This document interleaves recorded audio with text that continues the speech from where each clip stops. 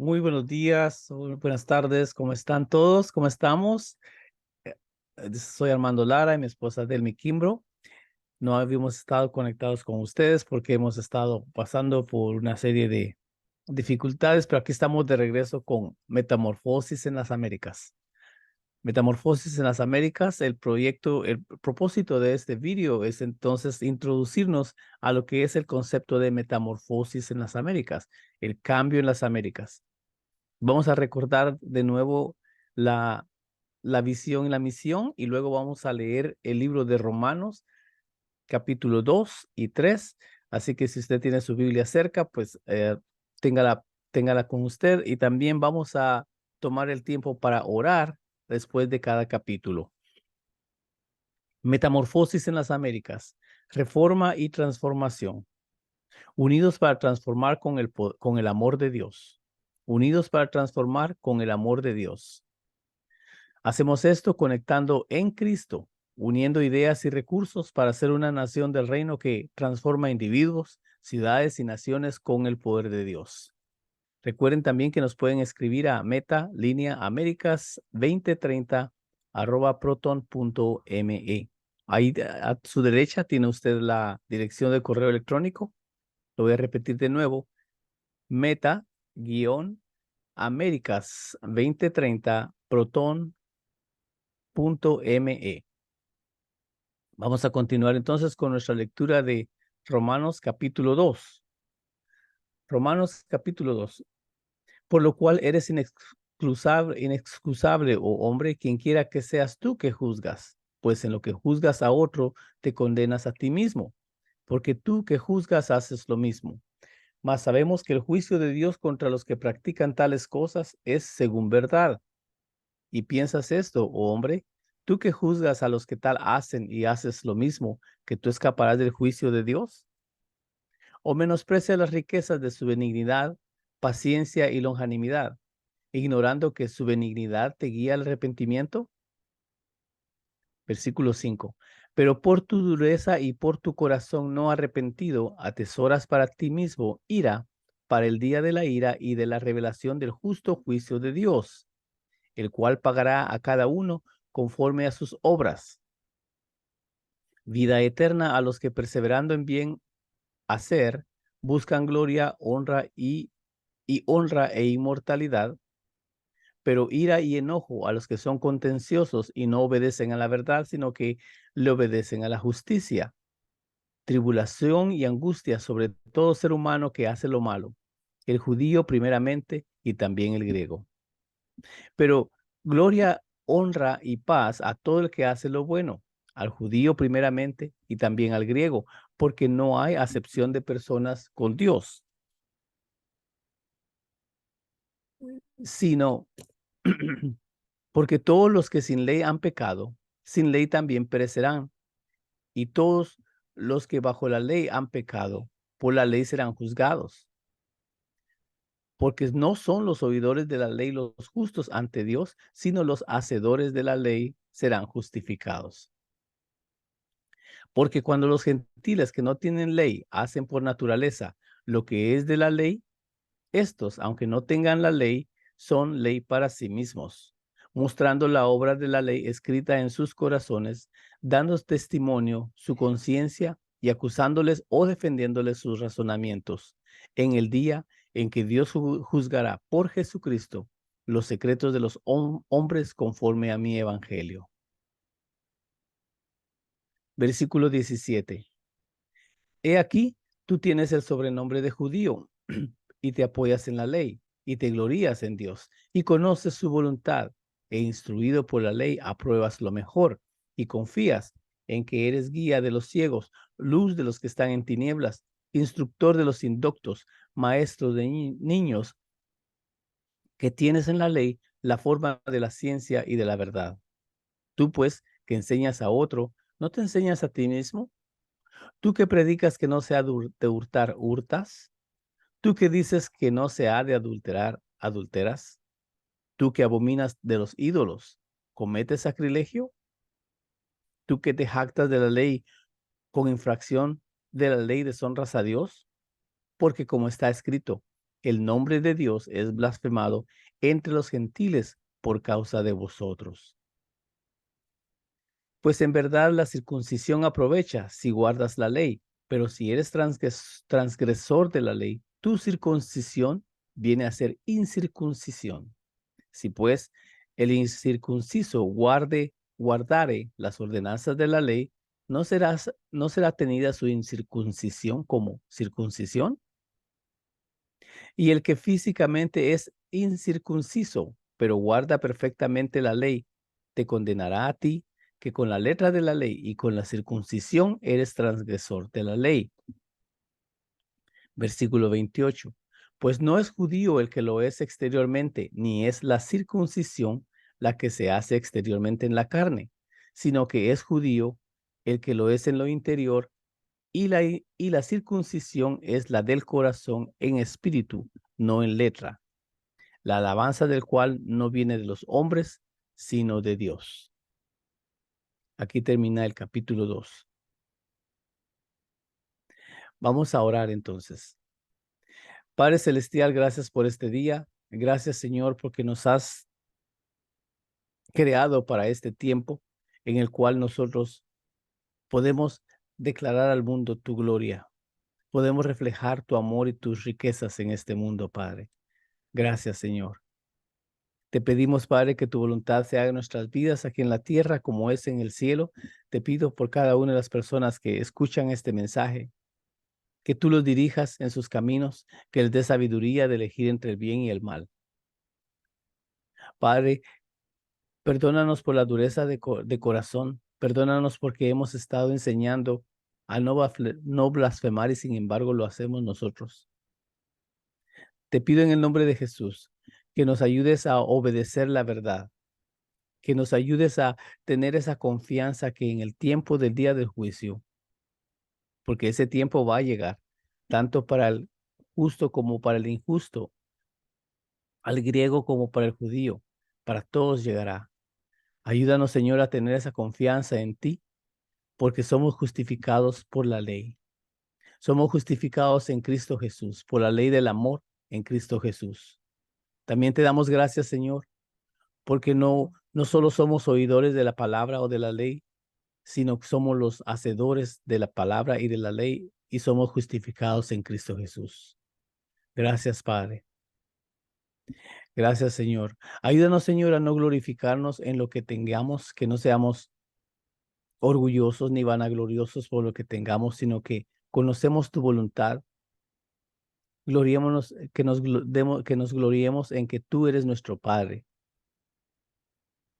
Gracias, Padre. Ayúdanos a vivir el Evangelio, que seamos un testimonio vivo para los demás. Ayúdanos a conocer la ley y obedecerla y no estar de prejuiciosos ante otras personas, Señor. Señor, ayúdanos a no estar juzgando a los demás, mal juzgando a los demás, porque ese juicio, ese prejuicio viene en contra nuestra. Ayúdanos a comprendernos, porque este mundo necesita que nos aprendamos a comprender entre nosotros. Gracias, Padre. Gracias porque la circuncisión viene desde adentro, para la transformación de nuestro corazón, de nuestro ser, viene desde adentro, Señor. No en letra, sino en el espíritu. Gracias, Padre. Gracias, Señor Jesús. Yo suelto revelación en cada uno de nosotros para conocer la palabra de Dios, discernir el bien y el mal. Gracias, Señor Jesús. Yo declaro en el nombre de Jesús, declaro libertad, declaro sanidad, sanidad de nuestro ser, sanidad física, sanidad emocional. Ayúdanos, Señor, a pedir ayuda. Ayúdanos a recibirla y a trabajar en la salvación de nuestra alma. Gracias, Señor Jesús. Muy bien. Ahora entonces vamos a leer el capítulo 3. Prepárese para leer el capítulo 3. Y recuerde, si usted tiene preguntas respecto a cómo se interpreta la palabra de Dios, o cómo recibir oración, por favor, escríbanos a meta guión. Voy a leerlo de nuevo porque acá está, se me olvida a veces y no lo escribo. meta-americas2030 @proton.me. Estamos para servirles en Metamorfosis en las Américas con la Escuela del Reino. Capítulo 3. Capítulo 3 de Romanos. ¿Qué ventaja, pues, tiene el judío? ¿O de qué aprovecha la circuncisión? Mucho en todas maneras. Primero, ciertamente que les ha sido confiada la palabra de Dios. Pues, ¿qué si alguno de ellos no ha sido incrédulo? ¿Su incredulidad habrá hecho nula la fidelidad de Dios? De ninguna manera. Antes bien, sea Dios veraz y todo hombre mentiroso, como está escrito, para que seas justificado en tus palabras y venzas cuando fueres juzgado. Y si nuestra injusticia hace resaltar la justicia de Dios, ¿qué diremos? ¿Será injusto Dios que da castigo? Hablo como hombre. En ninguna manera. De otro modo, ¿cómo juzgará Dios al mundo? Pero si por mi mentira la verdad de Dios abundó para su gloria, ¿por qué aún soy juzgado como pecador? ¿Y por qué no decir como se nos calumnia y como algunos cuya condenación es justa afirman que nosotros decimos hagamos males para que vengan bienes? Versículo 9. ¿Qué pues? ¿Somos nosotros mejores que ellos? En ninguna manera, ya que somos acusados, pues ya hemos acusado a judíos y a gentiles que todos están bajo pecado. Como está escrito, no hay justo ni aun uno. No hay quien entienda, no hay quien busque a Dios. Todos se desviaron a una, se hicieron inútiles. No hay quien haga lo bueno, no hay quien, ni siquiera uno. Sepulcro abierto es su garganta, con su lengua engañan. Veneno de áspides hay debajo de sus labios. Su boca está llena de maldición y de amargura. Sus pies se apresuran para derramar sangre. Quebranto y desventura hay en sus caminos, y no conocieron camino de paz. No hay temor de Dios delante de sus ojos. Pero sabemos que todo lo que la ley dice, lo dice a los que están bajo la ley, para que toda boca se cierre y todo el mundo quede bajo el juicio de Dios. Ya que por las obras de la ley, ningún ser humano será justificado delante de él, porque por medio de la ley es el conocimiento del pecado. Versículo 21. 21. La justicia es por medio de la fe. Versículo 21. Pero ahora, aparte de la ley, se ha manifestado la justicia de Dios, testificada por la ley y por los profetas. La justicia de Dios por medio de la fe en Jesucristo para todos los que creen en Él, porque no hay diferencia, por cuanto todos pecaron y están destituidos de la gloria de Dios, siendo justificados gratuitamente por su gracia, mediante la redención que es en Cristo Jesús, a quien Dios puso como propiciación por medio de la fe en su sangre, para manifestar su justicia a causa de haber pasado por alto en su paciencia los pecados pasados, con la mira de manifestar en este tiempo su justicia, a fin de que Él sea el justo y el que justifica y al que es de la fe de Jesús. Versículo 27. ¿Dónde pues está la jactancia? Queda excluida. ¿Por cuál ley? ¿Por la ley de las obras? No, no, sino por la ley de la fe. Concluimos pues que el hombre es justificado por fe, sin las obras de la ley. ¿Es Dios solamente Dios de los judíos? ¿No es también Dios de los gentiles? Ciertamente también de los gentiles, porque Dios es uno y Él justificará por la fe a los de la circuncisión y por medio de la fe a los de la incircuncisión. Luego, ¿invalidamos la ley por la fe? De ninguna manera, sino que confirmamos la ley. Ahí termina el capítulo 3, tiempo de oración. Amado Padre, en estos días en que muchas personas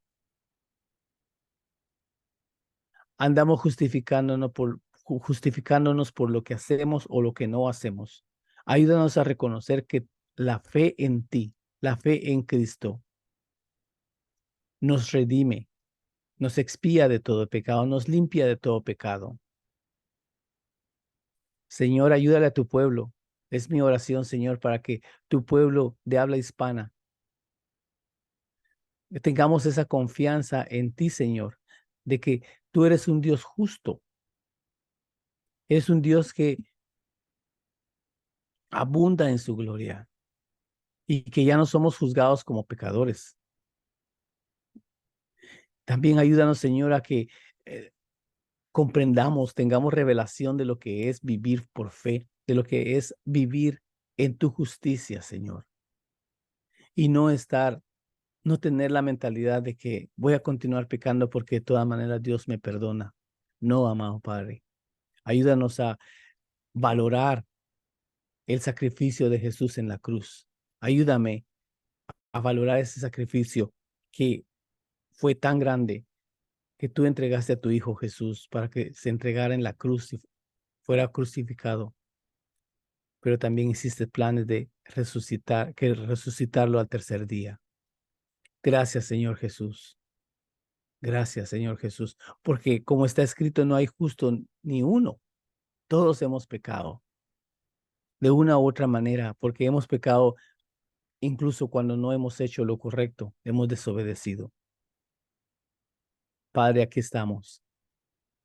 Te pido en el nombre de Jesús que te muevas en las naciones, México, Centro y Suramérica, y en el habla hispana alrededor del mundo, Señor, porque hemos sido desperdigados, hemos sido enviados a otros países de una u otra manera. Te pido, Señor, que aquellas personas que hayan emigrado a otros países conozcan tu reino primero. Gracias, Señor. Gracias, gracias, gracias, Padre. Ayúdanos a conocer tu justicia y tu equidad. Gracias porque nos hemos sido justificados gratuitamente por tu gracia mediante la redención que hay en Cristo Jesús, a quien pusiste como propiación por medio de tu fe en tu sangre, en su sangre, para manifestar su justicia a causa de haber pecado, de haber pasado por alto en su paciencia los pecados pasados. Gracias porque nos has hecho libres, libres para amar, libres para conocer a otros.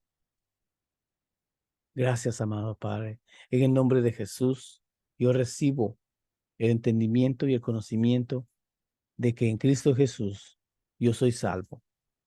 Gracias, amado Padre. Amén y amén. Muy bien, esa es la conclusión del capítulo 3. Vamos a continuar en otra ocasión con el capítulo 4, pero antes de retirarnos, queremos recordar y darles una introducción a lo que es metamorfosis. Tenemos un vídeo disponible para ustedes. Por favor, escríbanos a meta, línea, underscore, Américas 2030 proton.me. Aquí lo tiene en su pantalla. Aquí tienen su pantalla al lado derecho, Meta Américas 2030 proton.me. Tenemos un video disponible para ustedes donde les explicamos qué hacemos, cómo lo hacemos, por qué lo hacemos y alternativas bíblicas para sanar nuestra nación. También explicamos en este video en cómo nuestro equipo de evangelismo ha ido a través de diferentes de diferentes estados en los Estados Unidos, y su servidor y mi esposa hemos estado en México, Guatemala, El Salvador, hemos estado también en República Dominicana, en Colombia, y queremos seguir visitando otros países, llevando las nuevas del Evangelio del Reino. Y donde comenzamos identificando pastores, líderes y líderes de la comunidad, y construimos una base de datos para un proceso de seguimiento. Es decir, cuando nosotros les visitamos, nosotros les encomendamos o comenzamos a ver que ustedes desean avanzar, y es cuando nosotros comenzamos a explicarles cómo podemos trabajar. Tal vez usted dice, bueno, es que yo no soy pastora, no soy pastor, no tengo iglesia. Entonces le pregunto, ¿tiene usted el deseo de que su comunidad esté mejor para la gloria de Dios? Mateo 17:20 dice, porque de cierto os digo que si tuvieses fe como un grano de mostaza, Diréis a este monte, pásate de que allá, y se quitará, y nada os será imposible. Nada es imposible para Dios, nada es imposible para los que estamos en Cristo. Y nuestra oración es que juntos avancemos en el bienestar de nuestras naciones. Tenemos muchos testimonios, gracias a Dios, y le damos la gloria y la honra a nuestro Padre que nos permite tener herramientas para que comiences tan pronto decidas unirte a la capacitación del reino. Es decir, si tú estás inconforme con lo que está sucediendo en tu comunidad, en tu familia, en tu persona, escríbenos, danos una llamada y estamos para servirte. En la siguiente transmisión vamos a comenzar a compartir quiénes somos, porque eso nada más es una introducción a lo que es Metamorfosis en las Américas. Gracias por estar con nosotros. Actualmente aún tengo 10 minutos más y vamos a compartir un libro que estamos compartiendo con el equipo de Metamorfosis y es el libro que se llama Caminos Supernaturales de la Realeza. Voy a leer el capítulo 2 en esta ocasión, porque ya leímos el capítulo 1, so esta vez voy a leer el capítulo 2 de lo que es los caminos sobrenaturales de la realeza, descubriendo tus derechos y privilegios de ser un hijo o una hija del Dios Altísimo. Por favor, toma notas. Este libro está disponible para ti en PDF, te lo enviamos gratis si lo deseas. Capítulo 2. En el capítulo 1 leímos de cómo es que en Proverbios dice que el universo no soporta a un hombre pobre o a un pobre hombre que llega a ser rey. Y se habló de la importancia de renovar nuestro ser de adentro hacia afuera, para que así cuando Dios nos ponga en niveles de autoridad, nuestro carácter sea purificado. Bien, capítulo 2. Vagabundos del castillo o príncipes del palacio.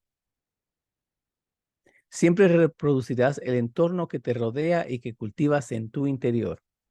Lo voy a repetir. Siempre vas a reproducir el entorno que te rodea y que cultivas en tu interior. En otras palabras, como piensas en tu corazón y como eres, comienza a reflejarse allá afuera. En los meses siguientes, comienzo a leer, en los meses siguientes a mi encuentro con Nancy, descubrí que las raíces de la mentalidad de pobreza se remontaban hasta cuando fui engendrado. Las circunstancias de mi nacimiento y mi educación me hicieron creer mentiras sobre mí mismo, las cuales me alejaron de la realidad de mi identidad en Cristo. Por favor, recuerden que este es un creyente quien escribió este libro, un discípulo de Jesús. Y aun cuando él fue nacido de nuevo, él tenía el problema del enojo. Voy a continuar leyendo. Mi madre era la directora de una escuela secundaria y mi padre el jugador de fútbol estrella. Cuando se enamoraron, fue una historia de amor de novela, hasta que mi madre quedó embarazada de mí, pero no estaban casados. Era la década de 1950, una época en que la sociedad atribuía mucha vergüenza a la inmoralidad que hoy aceptamos. Cuando mi abuelo, el padre de mi madre, descubrió que ella estaba embarazada, repudió a mi madre y a mi padre, a pesar de que se habían escapado y se habían casado antes de que yo naciera. Un año después, mi padre sorprendió a mi abuelo acercándose a la casa por la puerta de atrás. Antes que mi abuelo tuviera la oportunidad de despedirlo, mi papá se arrodilló y pidió perdón. Mi abuelo lo perdonó esa mañana, pero ninguno de los dos sabía el desastre que iba a surgir después. 2 años más tarde, justo un año después del nacimiento de mi hermana, mi padre estaba pescando cuando de repente se desató una gran tormenta y volcó el barco. Mi padre rescató a mi tío, lo llevó a la orilla y luego regresó para recuperar el bote, pero nunca regresó. Mi padre se ahogó esa noche en la tormenta de 1958, cuando se organizó un equipo de búsqueda y rescate para encontrarlo. Alrededor de la medianoche, mi abuelo sacó a mi padre del fondo, el cuerpo de mi padre del fondo de la presa Anderson.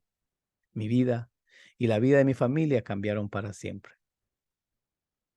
La muerte de mi padre creó en mi alma un sentimiento profundo de pérdida y miedo al abandono. Por supuesto, los niños de 3 años no entienden cuál es el significado de la muerte. Todo lo que yo sabía era que mi padre se había ido y yo temía que algo le sucediera a mi madre. Durante muchos años, después de eso, yo me levantaba varias veces cada noche y entraba en el dormitorio de ella para comprobar que estaba allí. Años más tarde me dijo que a menudo ella se despertaba y me encontraba de pie junto a su cama, mirándola fijamente. De la tragedia a la basura. Mi madre se volvió a casar 2 veces. Nuestro primer padrastro llegó a tener a nuestra vida, nuestro primer padrastro llegó a nuestra vida cuando yo tenía 5 años, dejando claro a mi hermana y a mí que se casó con ella y que éramos solo el equipaje que acompañaba al premio. Para empeorar las cosas, él era un alcohólico violento. La brutalidad se convirtió para nosotros en un estilo de vida. Las reglas de la casa para sobrevivir eran cállate y quítate de mi camino. Mi padrastro solía decir, a los niños hay que verlos y no oírlos. Su punto era claro, no eres importante, a nadie le importas y a nadie le importa un comino lo que piensas. Aun cuando no buscábamos problemas, se aparecían. Una vez mientras él estaba borracho, me levantó con una mano y me bajó los pantalones y comenzó a golpearme con la hebilla del cinturón. La sangre empezó a correr por mis piernas. Mi madre estaba gritando y llorando y finalmente logró liberarme de él. Más allá de ser físicamente abusivo, mi padrastro, perdón, parecía tener una agenda para deshacerse de todos mis recuerdos de mi verdadero padre. Era muy celoso del amor de mi madre y nos atormentaba cuando ella no nos mostraba algún cariño. Destruyó todas las pertenencias de nuestro padre y nos prohibió ver a cualquiera de los familiares. Mirando en retrospectiva, puedo ver que el diablo lo estaba usando para destruir nuestra identidad. Mi madre finalmente se divorció cuando yo tenía 13 años. Cuando yo tenía 15 años, mi madre se volvió a casar. Lamentablemente, las reglas de la casa seguían siendo las mismas. La violencia continuó y la supervivencia dependía de que todos los niños nos volviéramos invisibles y pasáramos desapercibidos. Desafortunadamente, sé que lo que experimenté cuando era niño es muy común. Las circunstancias pueden diferir, pero aquellos de nosotros que experimentamos abandono y abuso en nuestra juventud, aunque fuera simplemente nacer de repente como yo, interiorizamos el mensaje de que somos vergonzosos, no deseados e insignificantes. El resultado de esas mentiras es de que desarrollamos patrones de comportamiento diseñados para protegernos en un mundo hostil. Debido a que hemos experimentado ataques en los niveles más fundamentales de nuestra identidad, creemos que tenemos que hacer lo que sea necesario para matar el dolor para sobrevivir. Una de mis tácticas de supervivencia fue desarrollar el sarcasmo. Mi sentido del humor era humillar a la gente y hacerla sentir estúpida e insignificante. Por supuesto, normalmente yo no me daba cuenta de que lo estaba haciendo, de que los estaba haciendo sentir mal, perdón. Pero inconscientemente pensaba que destruir la autoestima de alguien me ayudaba a sentirme mejor conmigo mismo. Yo bromeaba con la gente sobre sus defectos, pensando que solo estaba siendo gracioso, pero cada risa le costaba a alguien un pedazo de su corazón. Aunque encontré a Cristo a los 18 años, pasaron muchos años antes que pudiera lidiar con mi baja estima. Como resultado, mi comportamiento siguió siendo el mismo y no tenía ni idea de lo mucho que estaba devastando a la gente con mi humor. Debía haberlo entendido porque yo era la víctima principal de mi propio mal humor. A menudo hacía de mis errores el precio de mis propios chistes. Yo estaba acostumbrado a sentirme mal conmigo mismo desde hacía mucho tiempo. La cultura del dolor aprisionó mi alma dentro de mí, pero el Señor estaba decidido a ayudarme a escapar de la cárcel. Siguiente segmento, aprendiendo a amarnos a nosotros mismos. Cuando Nancy me confrontó sobre el daño que yo estaba causando con mi sentido del humor, me di cuenta de que no era solo una llamada de atención sobre el hecho de que estaba lastimando a la gente. Para mí, la mayor revelación fue que la gente valoraba lo que yo tenía que decir. Siempre había creído lo que mis padrastros me habían inculcado. A la gente no le importaba lo que yo pensaba o decía. Darme cuenta de que tenía valor inició el proceso de desarraigar las mentiras que creía de mí mismo y me ayudó a descubrir quién era yo en realidad. Dios me había llamado príncipe y me di cuenta de que el encuentro con Nancy y la interacción que tuve con el Señor serían solo el primero de muchos pasos que Dios usaría para sacarme de mi prisión y entrar a su palacio. Aproximadamente un año después de que me convertí, tuve otro encuentro en el siguiente paso de mi viaje para salir de la pobreza. Todo comenzó una fría tarde domingo de invierno de diciembre. Yo llegué tarde a la iglesia y cuando abrí la puerta principal del edificio, el viento casi hizo volar la puerta de sus bisagras. La reunión de oración ya estaba en marcha cuando entré al salón. Alrededor de 100 personas estaban orando apasionadamente, así que traté de entrar silenciosamente para no perturbar. Mientras despejaba la puerta, nuestro líder principal, Bill, me saludó, pero tenía una sonrisa muy extraña en su rostro. Me entregó algo que estaba doblado por la mitad. Su expresión me confundió. Miraba el trozo de papel. Finalmente me di cuenta de que era un cheque,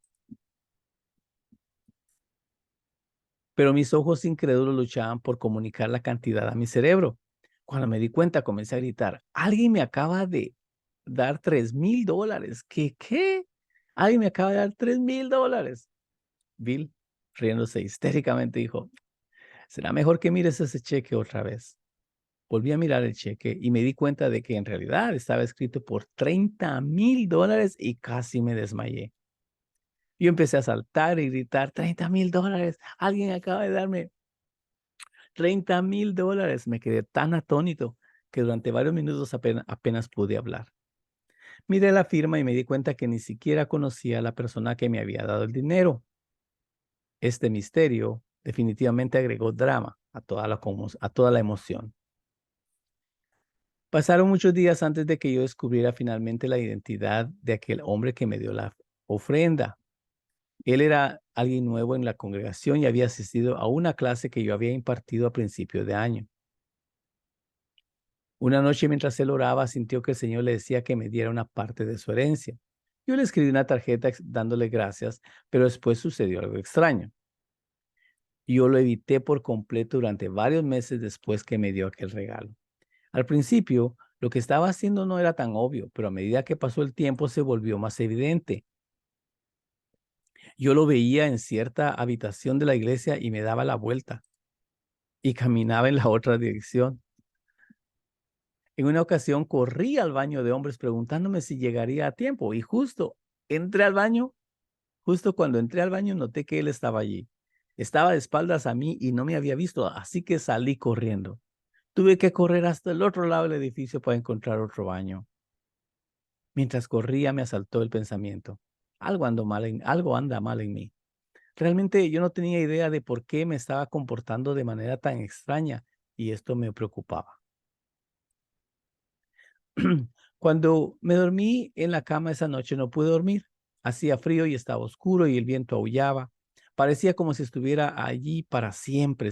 Yo seguía mirando el reloj, esperando que amaneciera dando vueltas y vueltas y preguntándome por qué me estaba comportando de esa forma. No podía sacarme de la cabeza mi mal comportamiento. Yo pensé en cuántas de esas relaciones me había saboteado por no permitir que la gente me amara. Me di cuenta que me encantaba dar a la gente, pero nunca me gustó recibir de ellos. Aún así, mi comportamiento no tenía sentido.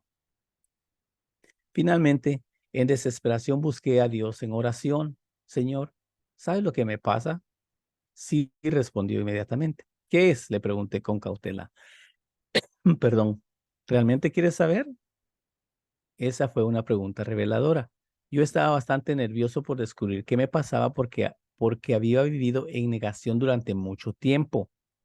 Un escritor, John Maxwell, dijo una vez, las personas cambian cuando sufren lo suficiente para cambiar, cuando aprenden lo suficiente para querer cambiar o cuando reciben lo suficiente para poder cambiar. Yo reconocí que me estaba doliendo tanto que necesitaba cambiar. Sí quiero saber, Señor. Sí quiero saber, le respondí. Jesús dijo, el problema contigo es que no te amas lo suficiente como para sentirte digno de $30,000. Tienes miedo de que si ese hombre generoso llega a conocerte, se arrepienta de haberte dado el dinero. Por eso no quieres que se acerque a ti. Mi ansiedad era cada vez más profunda. Ya no podía negar que necesitaba ayuda. Entonces le pregunté, Señor, ¿qué debo hacer? Aprende a amarte a ti mismo tanto como yo te amo. Cuando lo hagas, esperarás que la gente te ame más a medida que te conozcan mejor, me respondió. Yo me quedé atónito, no podía creer cuál era la raíz de mi problema. Hasta ese momento, el amor que me faltaba a mí mismo nunca había sido expuesto de esa forma. Yo sabía que los demás me amaban, particularmente mi esposa y mis hijos, y sabía que el Señor me amaba, pero no me di cuenta de que yo no me amaba a mí mismo. A través de esa experiencia aprendí que siempre que alguien nos valora más de lo que nosotros nos valoramos a nosotros mismos, tendemos a sabotear nuestra relación con esa persona. En secreto, no queremos que se acerquen lo suficiente para descubrir que no somos tan buenos como ellos creen. Muy bien, aquí vamos a dejar el día de hoy por el factor tiempo, amados amigos, porque no queremos que los vídeos sean tan largos. Sin embargo, el libro sigue. El libro sigue porque él continúa explicando que nunca es suficiente. Siempre hay mentira que dice, hay otra mentira que impide que los pobres experimenten la verdad de su identidad en Cristo. Y esa es la mentalidad de pobreza que del perro se come al perro. Vamos a estar leyendo en la siguiente sección, porque hay una aventura que quiero que leamos, una aventura de un hijo de ellos que les enseñó una lección de vida que también queremos compartirla con ustedes, pero por el factor tiempo vamos a dejarlo ahí. Recordémonos entonces lo que estamos aprendiendo el día de hoy, que o somos vagabundos del castillo o somos príncipes del palacio. Siempre reproducirás el entorno que te rodea y que cultivas en tu interior.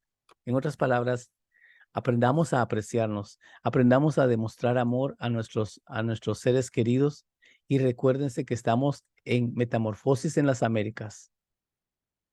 Voy a orar en este aspecto. Padre Celestial, te doy gracias por esta reunión esta mañana. Te pido en el nombre de Jesús que nos ayudes a saber quiénes somos.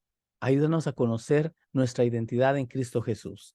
Ayúdanos a manifestar ese amor de Dios a nuestro alrededor. Ayúdanos a hacer cambios en nuestra vida. Gracias, Padre, por Metamorfosis en las Américas. Reforma y transformación, unidos para transformar con el amor de Dios. Hacemos esto conectando en Cristo, uniendo ideas y recursos para ser una nación del reino que transforma individuos, ciudades y naciones con el poder de Dios. Por favor, recuerda escribirnos a metaaméricas2030proton.me. Tenemos un equipo local para apoyarte y orar por ti. Llámanos hoy. Iglesia Virtual Internacional, la red a 818-571-8208. Ahí en la pantalla tienes nuestra dirección.